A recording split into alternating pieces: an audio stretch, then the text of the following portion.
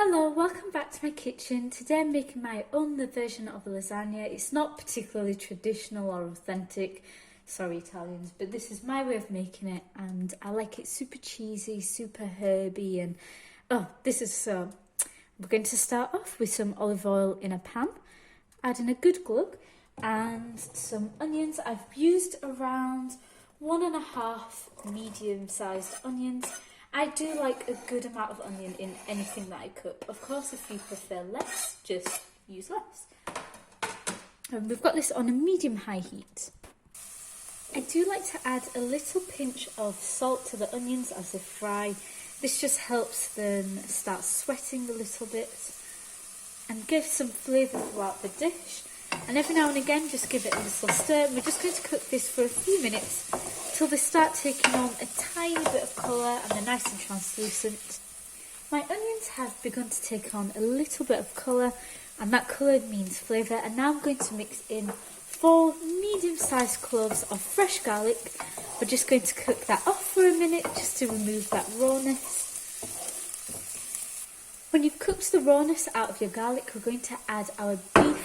The kitchen usually starts smelling like garlic bread at this point, which is when I know the garlic is ready. So I'm using about 300 grams of beef because I'm just making a small quantity of lasagna. The best thing is this recipe doubles and triples very well.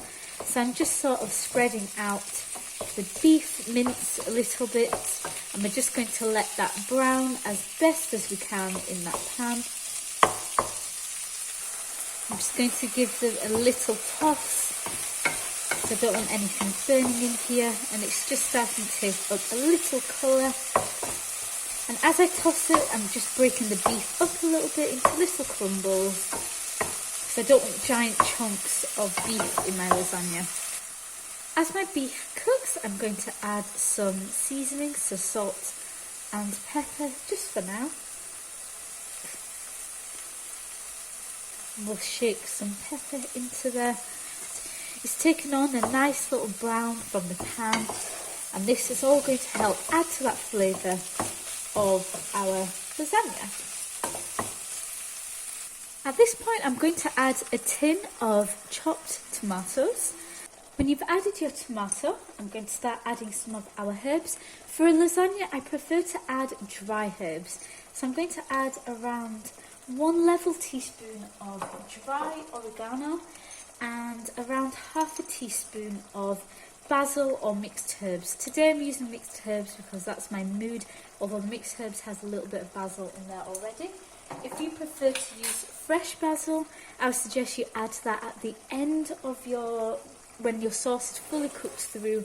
Just stir it in, chop it up right at the end and let it sit in there. And we're going to mix that in, and I'm going to pop a lid onto here and let this cook on a low heat for around 20 minutes.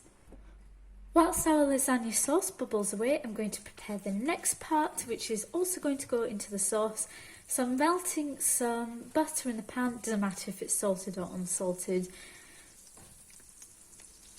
And now I'm going to add about 150 grams of chopped mushrooms. I've sliced them very small. It looks like a lot and it's going to shrink right up. If you don't like mushrooms, I wouldn't worry, because once it's added to the sauce, it doesn't taste like mushrooms anymore. It just gives this lovely deepness to the sauce, which is really tasty.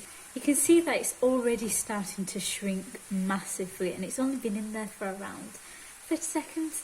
So I'm going to add a clove of garlic. This is a reasonably large clove. We're just going to mix that in there so it starts frying off. And along to the mushrooms, I'm going to add a good helping of dried parsley, around a teaspoon.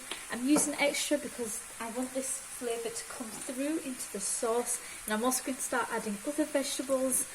Some salt, again, extra for what we need because I will be adding other things. And pepper.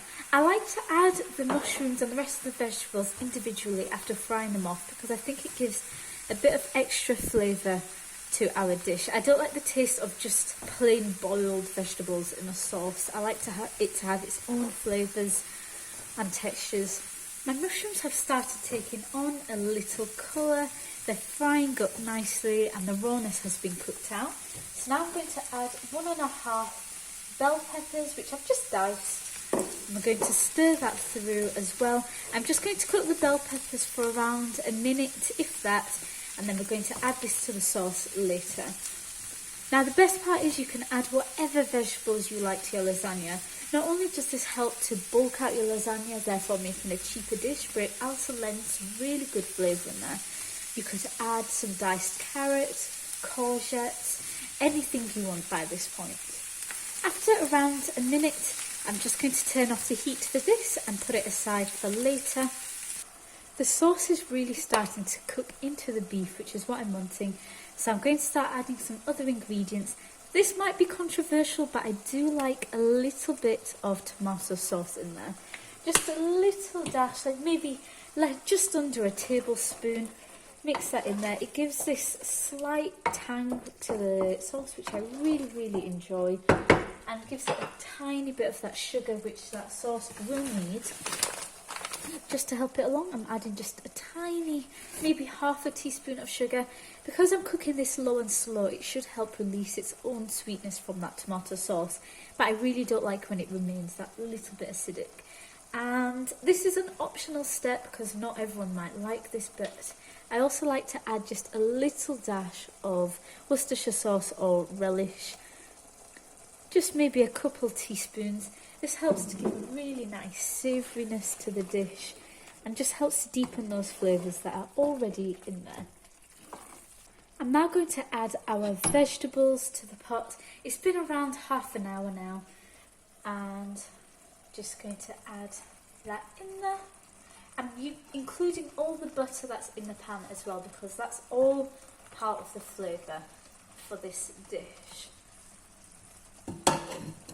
I'm going to stir that in there, let that cook in there for an additional maybe 20 minutes. I just added about a 1/4 can of tomato sauce.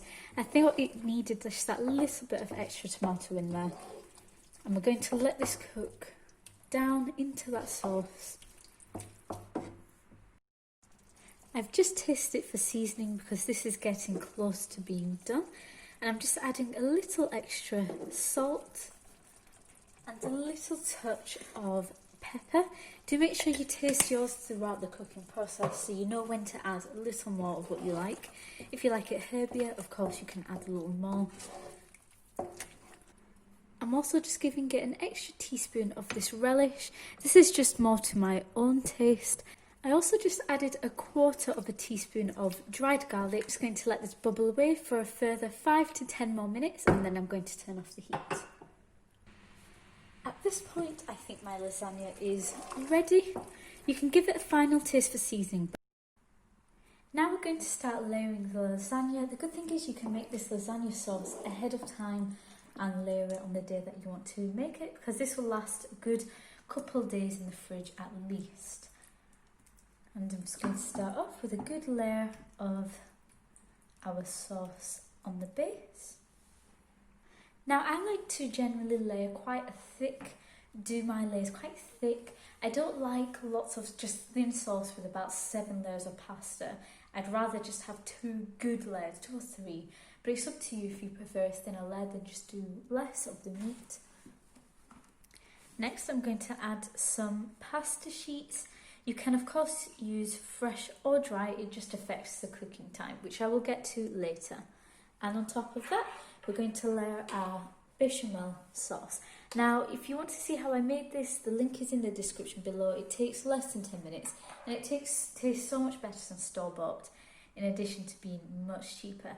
Now, I just heated it through just slightly to make it easier to spread. And it looks a bit lumpy because it's still quite cold.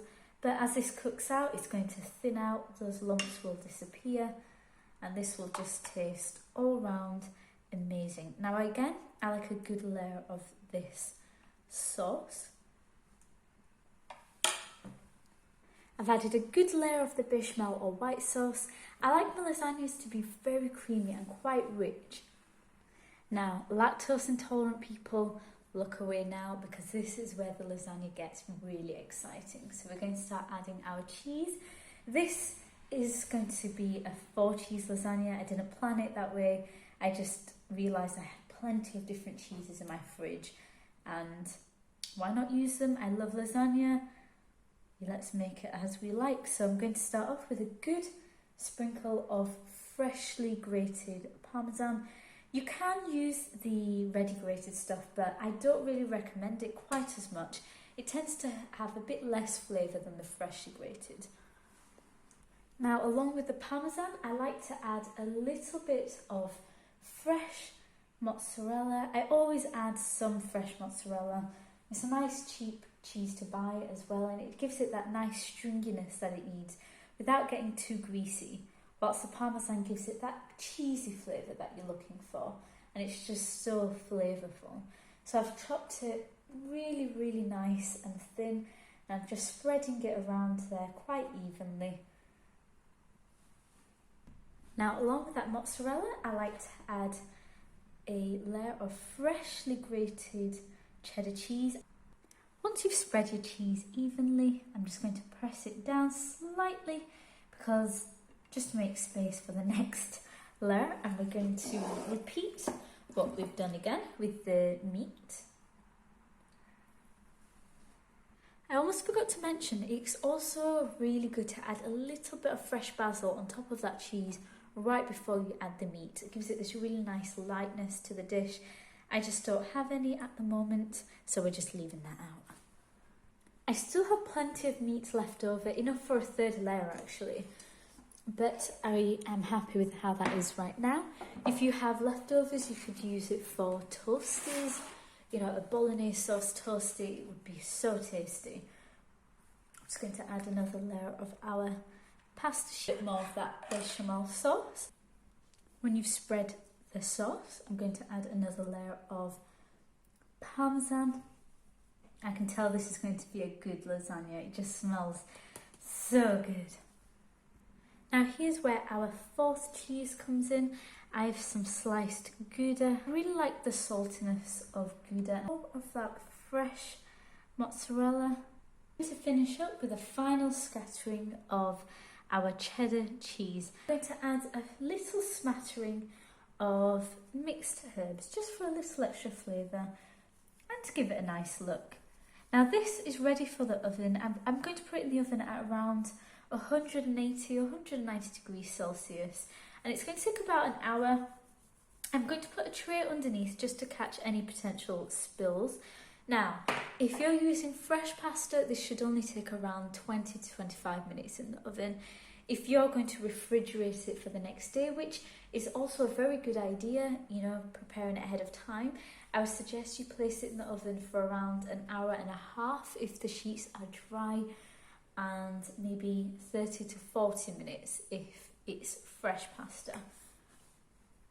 I place the lasagna onto a baking tray, and I'm just going to cover the top with some foil, and I'm going to sort of create a little peak in the foil so it doesn't touch the cheese. I'm going to leave it covered for the first hour of cooking, and then right towards the end, when you're ready to take it out, you could either just leave it to cook unopened for an extra 10 minutes, or just stick it under the broiler to make sure the top is nice and golden brown. I have no particular method for how I get the foil to not touch the cheese. I just sort of pinch the ends after creating sort of little peaks. Use my fingers, push it up and pinch it, and pray that it's not touching the cheese so it won't burn when I take it out. But hopefully this should be good. And the good thing is the tray will also prevent me having to lift it with the foil, and it'll stay in place. It's been about an hour. At this point you can check that your lasagna is pretty much ready by sticking a knife in. If it slides in nice and easy, it's cooked. The pasta should be nice and tender. And I'm going to put this back in the oven for another 5 to 10 minutes, just until the top just starts to brown. I don't want to get it too brown because I don't want it starting to crisp, but I want a little bit of colour on the top. When your lasagna is brown to how you like it, leave it to rest for around 15 to 20 minutes and then tuck in. The lasagna is still piping hot, it's super cheesy, I hope you enjoyed the recipe. If you did, please leave a like, subscribe, click the notification bell. You can follow my Instagram, the link is in the description below. Thank you for watching.